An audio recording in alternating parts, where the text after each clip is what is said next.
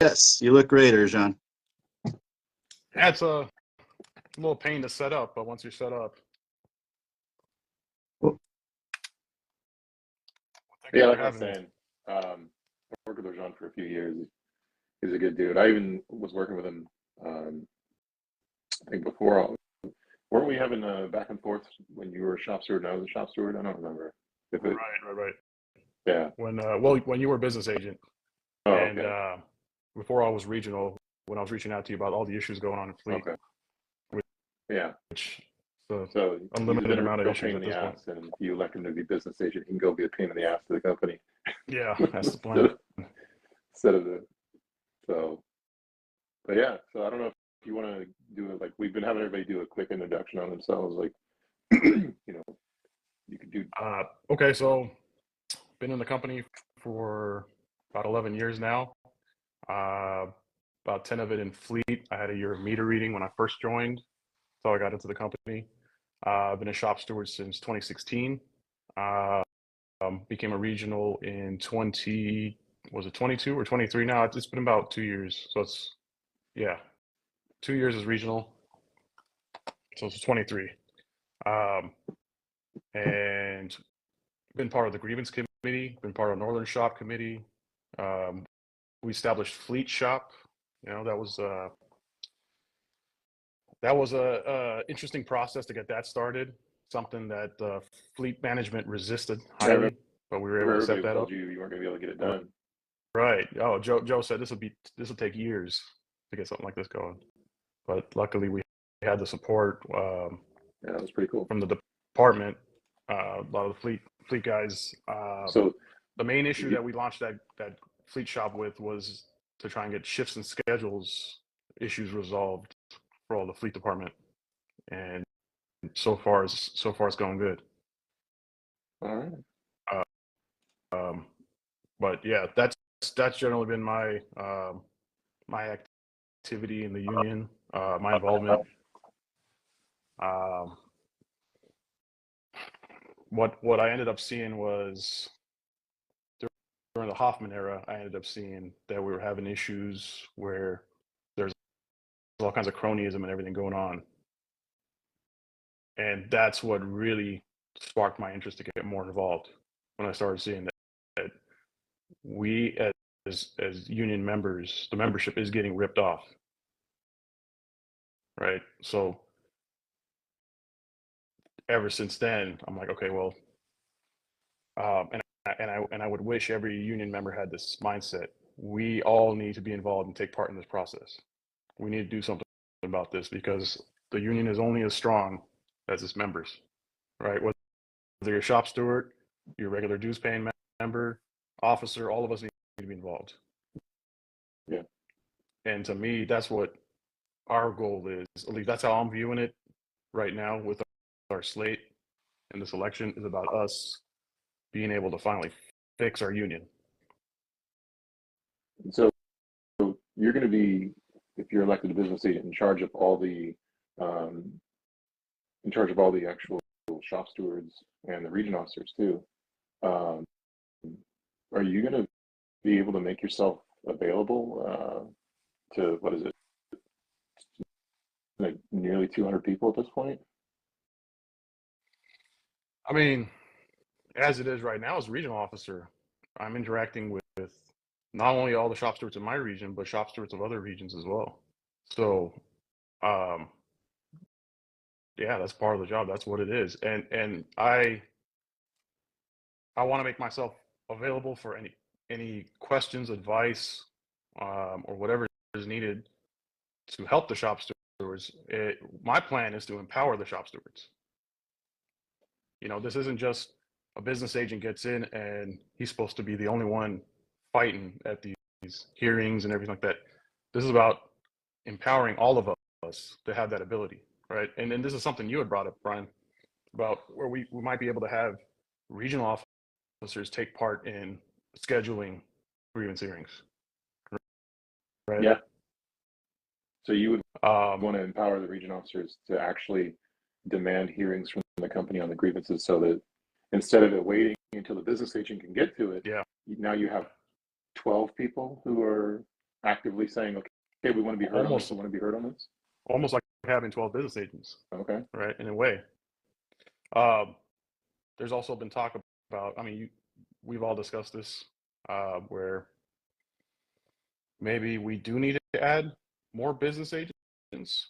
And maybe that would be something we can get done with bylaw changes, if we're also able to package it together with, I guess you could say, our platform of restructuring the union to make it more financially efficient, right? So if we're talking about, and Bill had mentioned this earlier, about instead of full-time officers, maybe we can go to part-time officers. That would allow us to have multiple part-time business agents, right? Okay. So, all right. Yeah. So I think all that is stuff that we do need to consider, obviously, by having bylaw meetings with the trustees and the bylaw committee. But it's clear that what we have right now doesn't work. So we need radical change. Yeah. Are you open to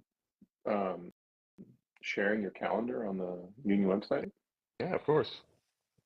Okay. Because I know that one of the ideas that I talked about back when I was still in office was all the shop stewards should have an email, a union email. Right. And you can actually make the representatives, whether it's the region officer or the business agent, a member or a party to that email so that they can help out. But it also Right. allows the shop steward to actually see your calendar, to see when you're available. So if that's something you're open to, Ruben actually, I think, would want to publish that to the website so that it actually would be integrated. So when you added something, it could be seen on there that you're not busy, that you're not available that day, you're busy. Another thing that it's another thing that we should have been doing this entire time. We have the technology to do it. Let's implement it. If it's going to make us more efficient, I'm not opposed to it. Okay.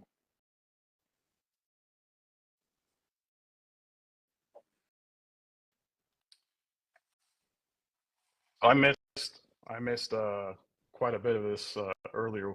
Yeah, no, I know you weren't Did available. we already kind of discuss platform ideas and all that stuff? Or I think we mostly talked about like bylaw changes. We did an interview with Mark. I don't know if you were here for that.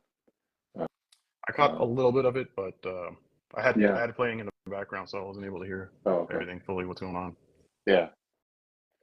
But no, if you want to talk about more of the ideas, I mean, here's a random question. Day one business agent, what are you going to do? Like, what would you want to do on day one? First thing is to get organized with all the grievances that we have that haven't been dealt with, and where we're at with our arbitrations. I think that would just generally be the first day thing, is start getting organized, because to my understanding, there's grievances that have not been dealt with for years that are just sitting there on the back burner. Yeah, I mean, there's a huge list. I think at the Anaheim meeting in February, Cormode said like 188 or 181. So if you were to unleash 11 region officers on those, and they're all demanding hearings, you could probably get to that within a year, right? Yeah. Easily. I mean, it depends on how many the company's actually going to hear. Yeah, and I guess the next steps after getting organized is starting to schedule all of them and get them through the process. Get them through grievance committee if they've already gone through second step and haven't been dealt with. Yeah. So right now, your business agent is Mike Cormode. If he's willing to, let's say you get elected and he's willing to, would you bring him on? Obviously he'd have to be cleared by the union. Would you bring him on for like a transition where he can show you the lay of the land and actually show you, here's the cases that are going to arbitration next, or here's these ones that are scheduled for hearing, or I'm not opposed to it, although I know a lot of that stuff. The records are held with Susie, Oh, right? So okay. Yeah. I'm sure that Susie would be able to provide all of that info. Okay. So if he wasn't interested, he just, yeah. I mean, I'm not going to refuse help if he's willing to do Okay. so. Great.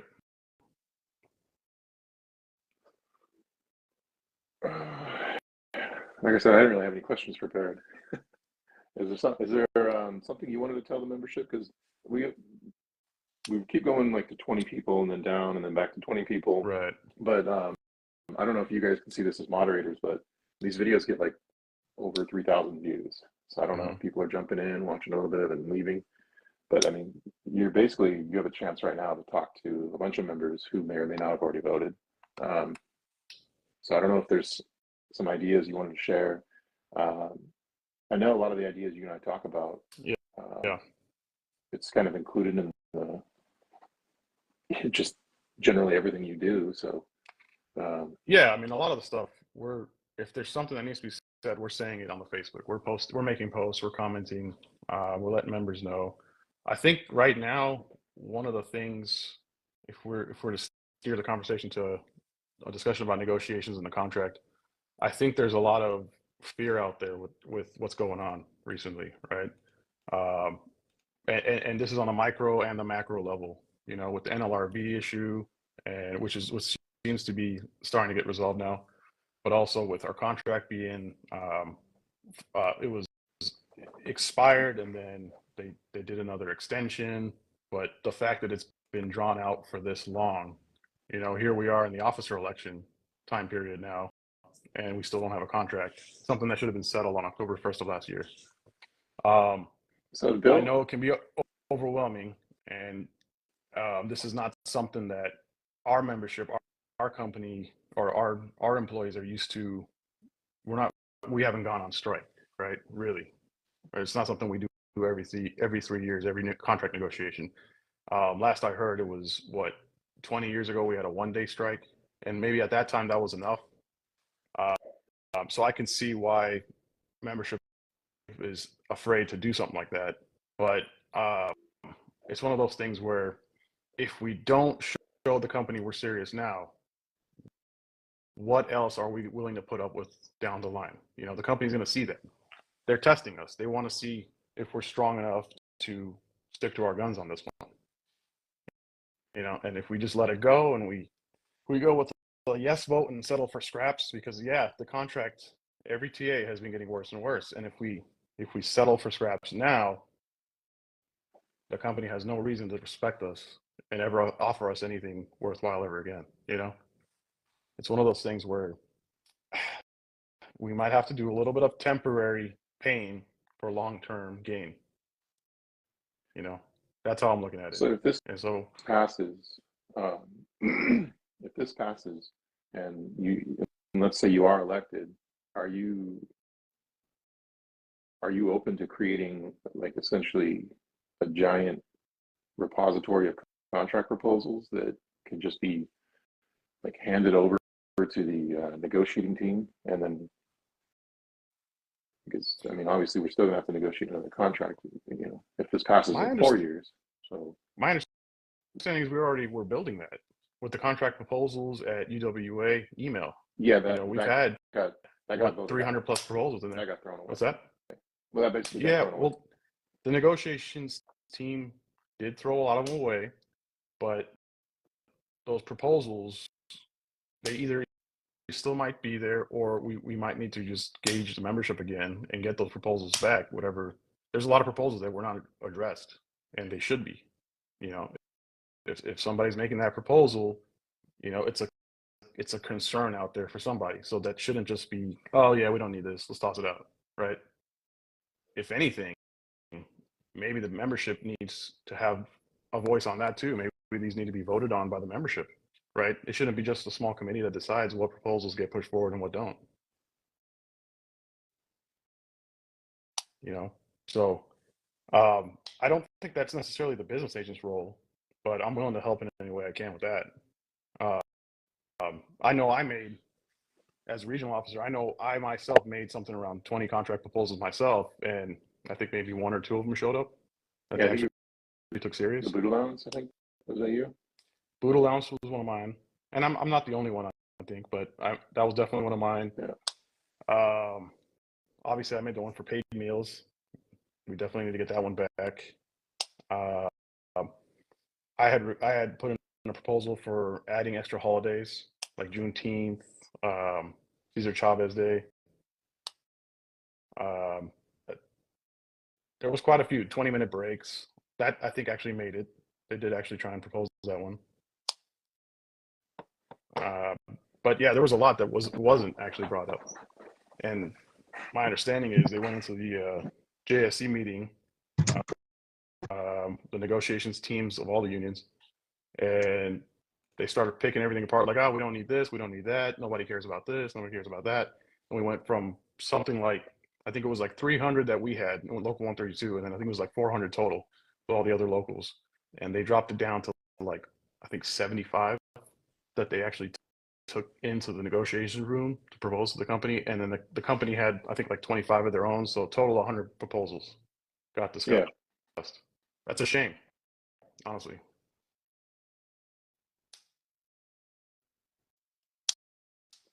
I mean, that's not a union that works for us.